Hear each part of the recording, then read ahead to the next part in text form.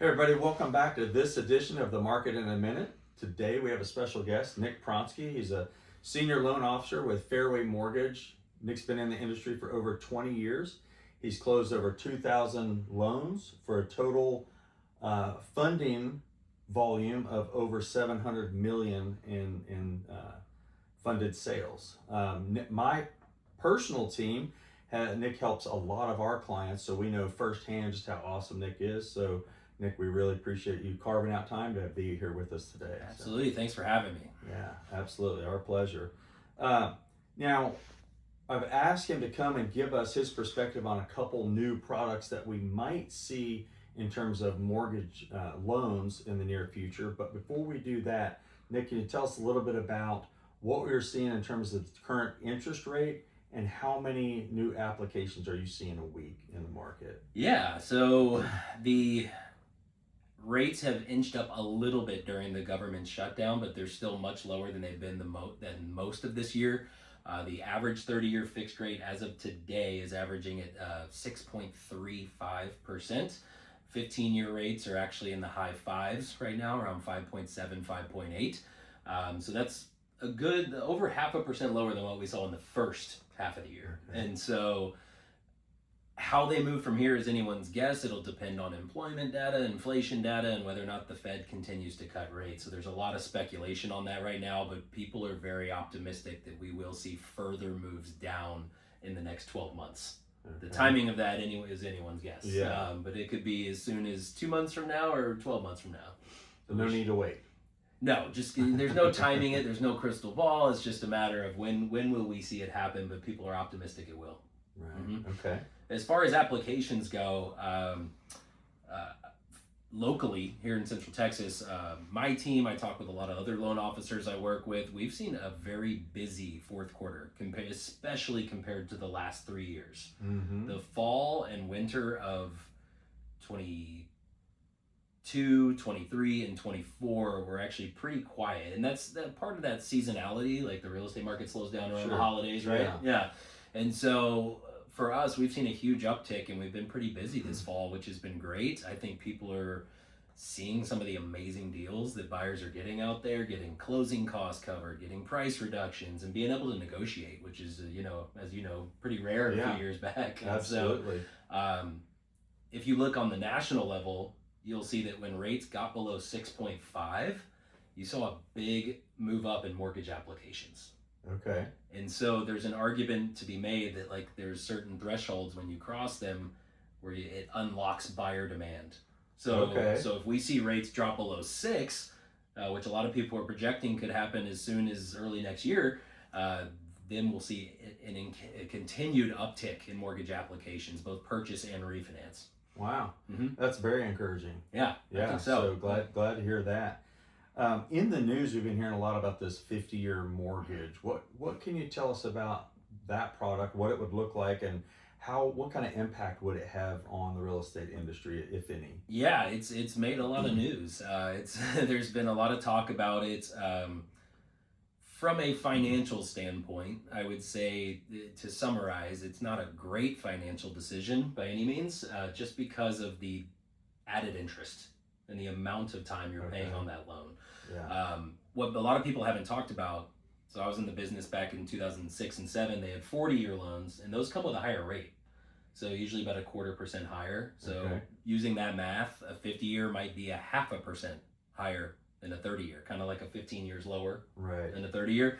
So if I ran the numbers on a average loan for Central Texas, about a $400,000 loan.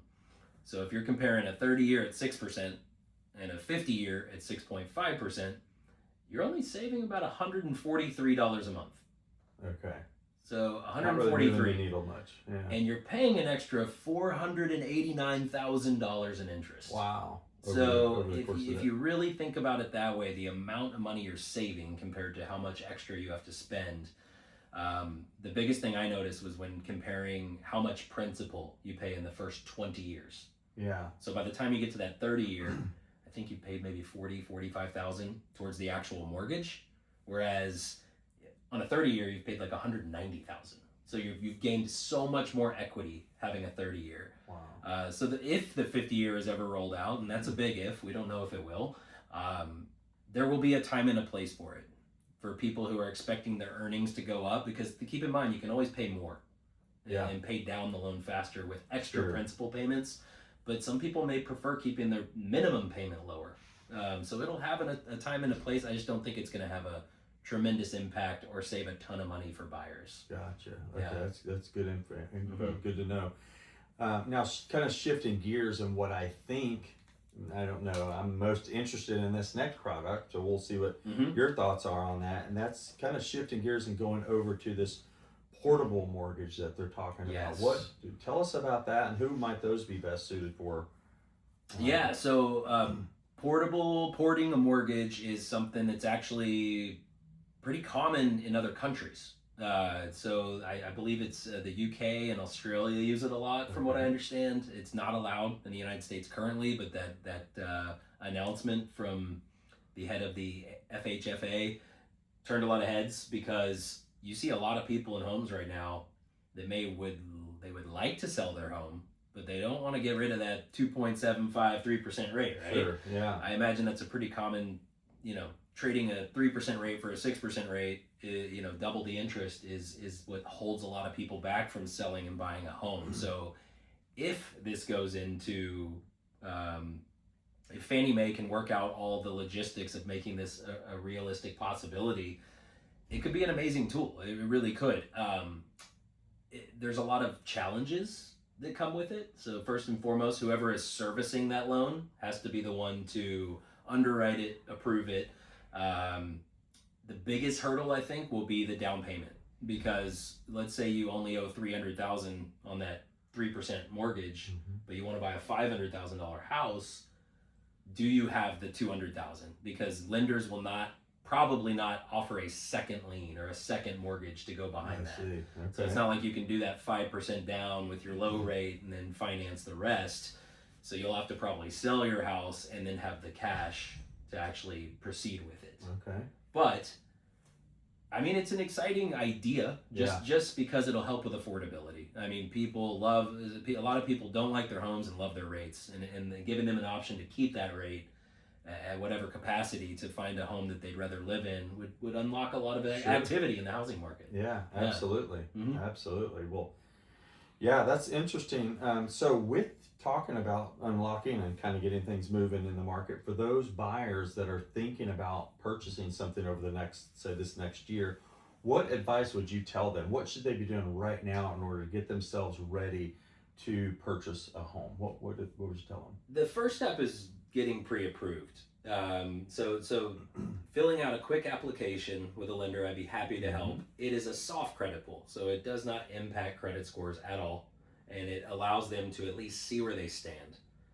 It's nothing but education. It doesn't matter if you want to buy a home in 30 days or 3 years. It's at least you know exactly where you stand. You get a free copy of your credit report, and we're going to educate you on all your options, give you payment examples so you can see what price range and your down payment, what that equals when you factor in taxes and insurance and things like that.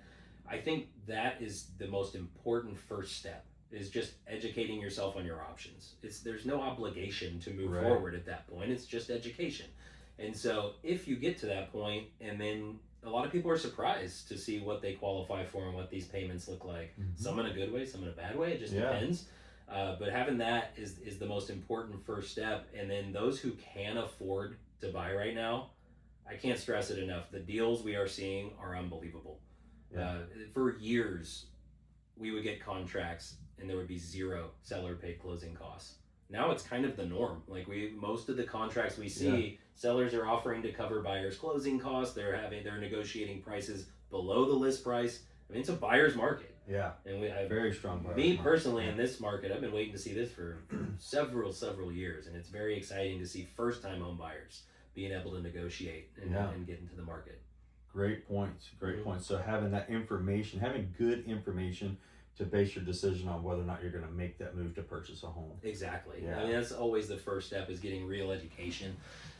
A mortgage credit report's different than a Credit Karma consumer credit report. So knowing where you stand on that side and getting a free copy and getting good advice on how to boost your credit scores, that's all part of the process too. So it's just education putting you in a better position to be ready to buy whenever you're ready. Yeah, no, that's great information. We really appreciate you carving out the time to come and share this with us today. It's been a mystery on some of these things, so for Yeah. you to share your insight on that is very, very helpful. So we really appreciate that. And for those of you who are thinking about buying, selling, or just want to know more about the mortgage loan process, don't hesitate to reach out to us. We're always happy to help. And for those of you watching this video, if you like it, don't forget to like, share, and subscribe. And until next time, that is Your Market in a Minute. Thank you.